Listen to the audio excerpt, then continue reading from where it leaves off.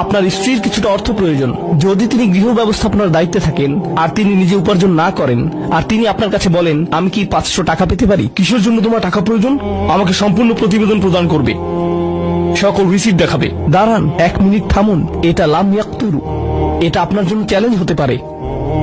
আপনি যদি আল্লাহর নৈকট্য লাভ করতে চান, আপনার পরিবারের খাবারের প্রসঙ্গ আসলে তাদেরকে জঞ্জালের মতো বিবেচনা করবেন না। আপনার জন্য সর্বোত্তম খরচের খাত হলো আপনার পরিবার।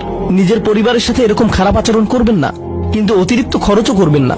অন্যরা এমন আছে যারা টাকা উড়ায়। আল্লাহ হয়তো আপনাকে কিছুটা অর্থ দিয়েছেন আর আপনি আপনার 16 বছরের সন্তানকে BMW কিনে দিলেন যাতে সে রাস্তার পাশে লাগিয়ে দিয়ে অ্যাক্সিডেন্ট করতে পারে, আর তারপর তাকে আরেকটা কিনে দিলেন। না না না, আপনি এমনটাও করতে পারবেন না।